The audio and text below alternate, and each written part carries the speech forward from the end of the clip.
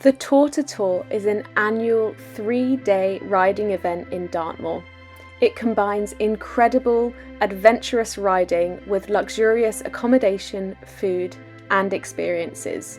Owner Elaine describes it as feeling like hunting without the fox and hounds, and over 3 episodes, I'll share with you one of the most exhilarating, challenging riding experiences I have ever had, both physically and mentally. This is episode 2. Morning, it's day 2. I've just had a shower and got up, got dressed, so I've actually got the same winter leggings I had on yesterday and then a different base layer and a different just vest underneath. But it was actually warmer than we expected yesterday, so I'm hoping it's going to be the same today, although we're going up slightly higher than we were before. So different part of the Northern Moor today, as George told us. So yeah, looking forward to it. I've just been getting ready, listening to my audiobook. I love an audiobook. I'm gonna have a cup of tea and then go down for breakfast. And I'm looking forward to another day of taking you with me.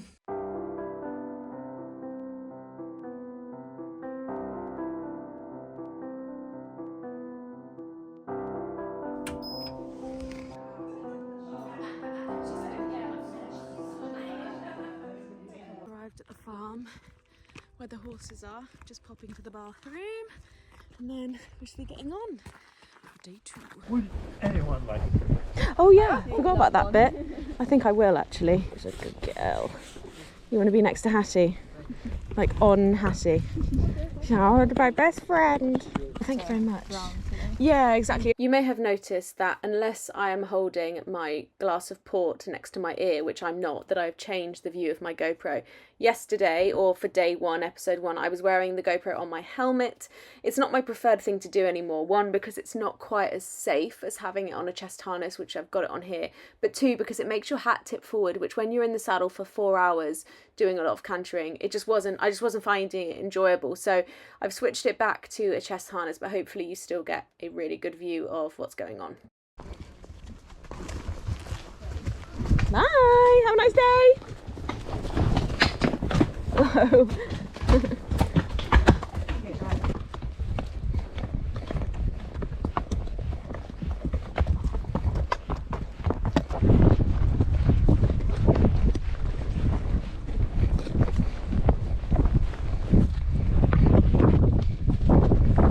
Is everyone settled in? Yeah. We'll just have a spin up the side of the curtain curve here.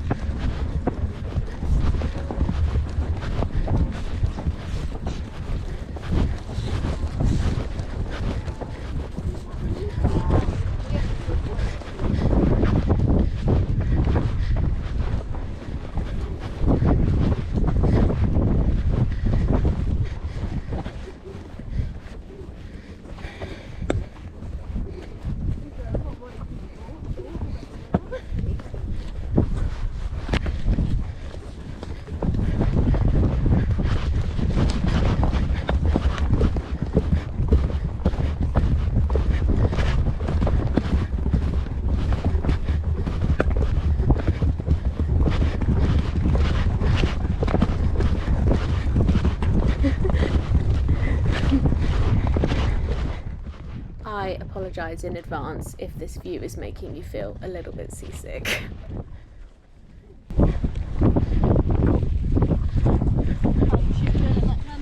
Yeah, she was alright. I didn't stand up because I was like, I just want to see. And she was fine actually, she was good.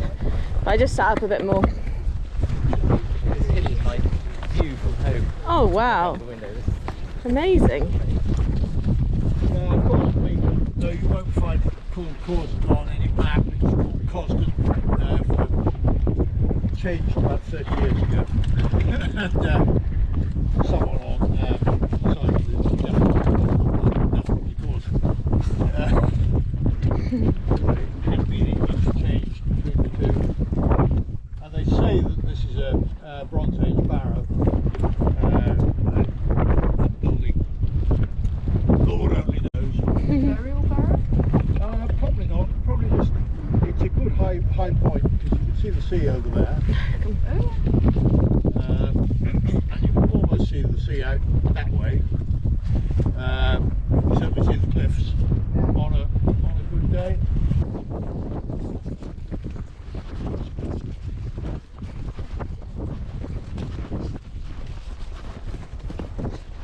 Ready?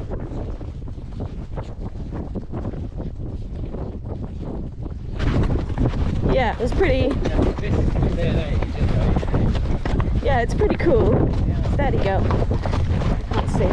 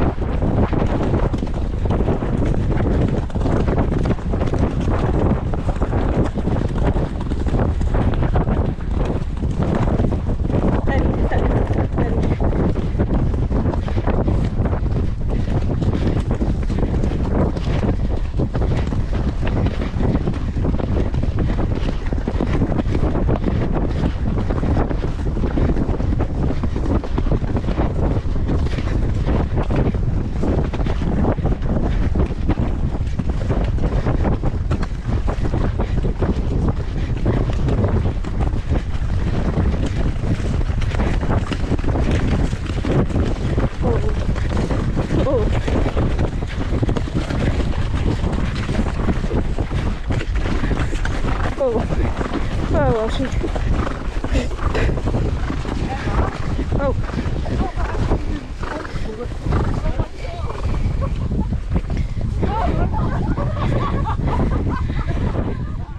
So you can't see this, but one of the ladies has mud all over her face from cantering up that muddy section behind somebody else.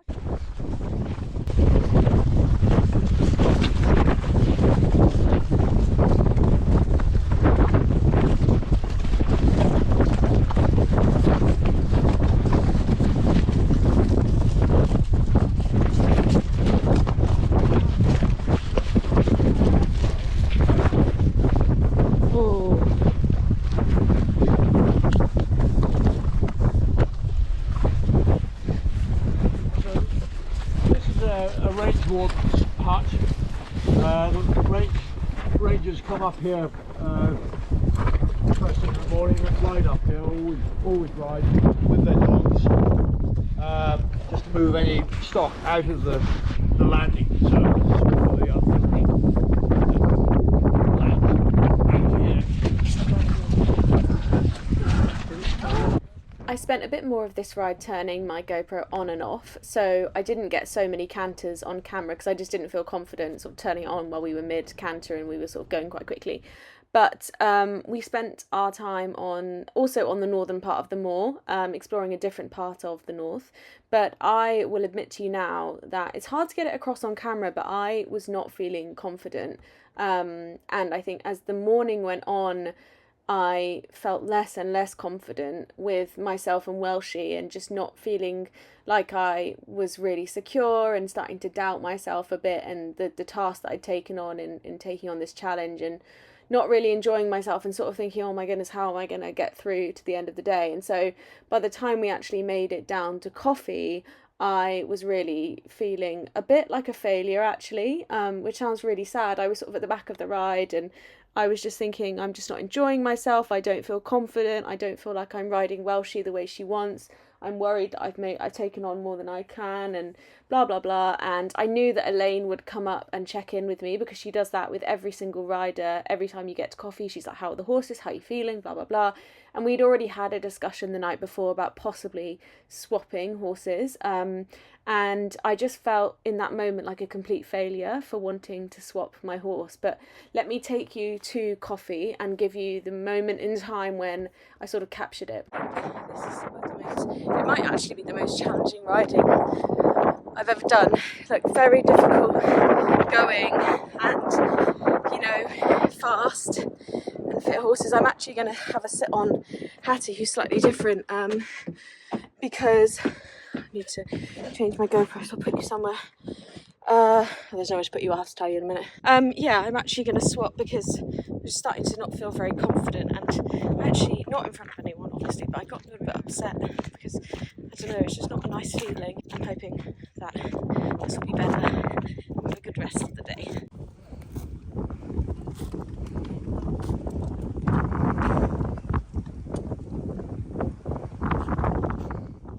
Well, what a difference a talking to and a horse makes. The second, and I mean the second I put my foot in the stirrup on Hattie, I already felt better. And Hattie is a much more similar build to Harley, you might have noticed, and I think I just felt a bit more at home.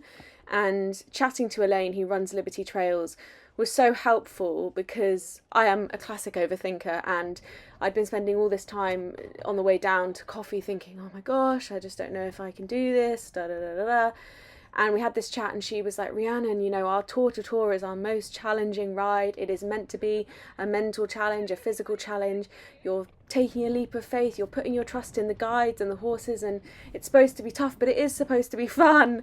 And so I'm so glad that she said those things, because it really gave me the confidence to think that it was okay, that I was having a little wobble, and yeah, for the confidence to kind of get up and go again, which again, just kind of proud of myself for having that as well.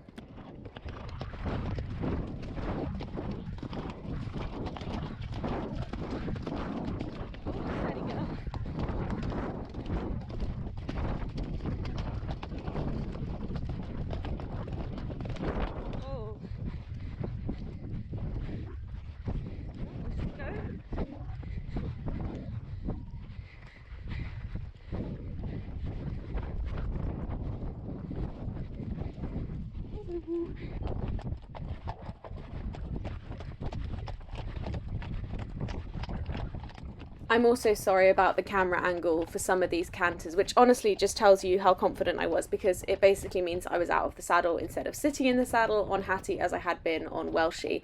But I actually turned my GoPro upside down on my chest for episode 3, so even when I'm out of the saddle you get a much better view of what's ahead, so I'm hoping that that will be better for you. But yeah, anyway, back to the ride.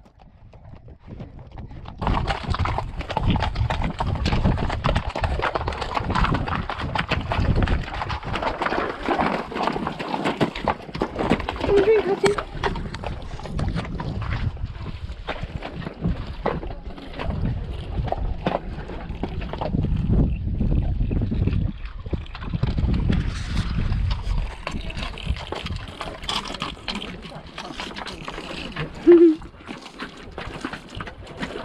But you are thirsty.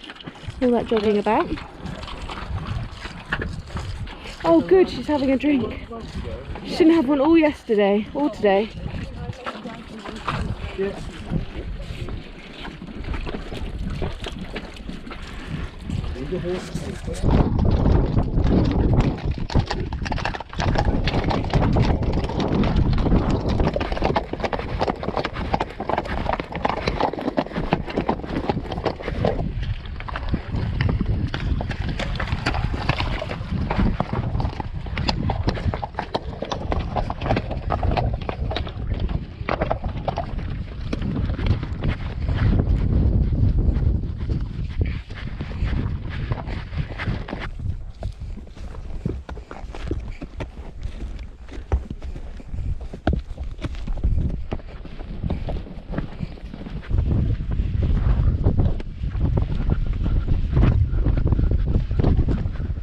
Okay, wow. This camera angle is terrible. I think I was enjoying myself so much that I forgot to check the angle on the camera. But I did want to show you this lovely hand canter that Catty has. So everyone's trotting and she prefers to be in this lovely canter. And honestly, I was feeling so much better. But I am going to cut the riding footage a little bit short for this particular episode because I just feel like this isn't very nice. So let's skip over to the evening and I promise you that episode 3 footage is much better. Here's a little sneak peek of what's coming up in episode 3, just in case you didn't believe me. Just as with day 1, we headed down off the moor to a local area, made sure that all of the horses were okay, sorted them out, and then headed over to a nearby spot for a lovely lunch prepared by the ground crew. I've just got off and stripped every layer I own, pretty much. It's so warm, but obviously amazing weather for riding. My knees are very sore, hence me slightly hobbling. So I'm just heading over to meet everybody for lunch. Yeah, really good half of the day. Really glad I changed. Glad I didn't get in my head about feeling like I'd failed if I changed horses, because actually she was much more what I'm used to, and yeah, it's really good.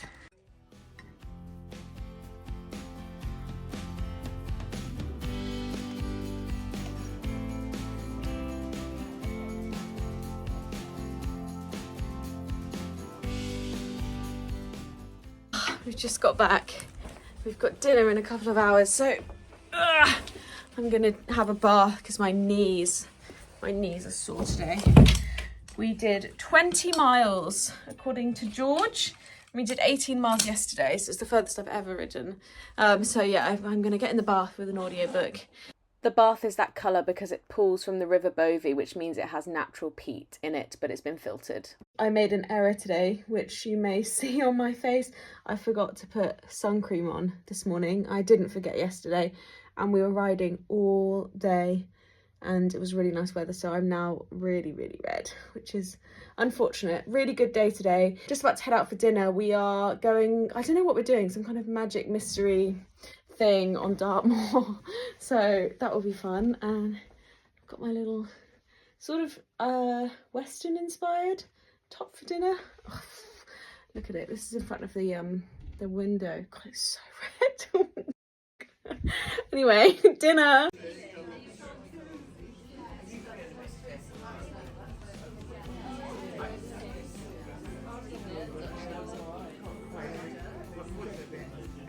A little bit. Shall we?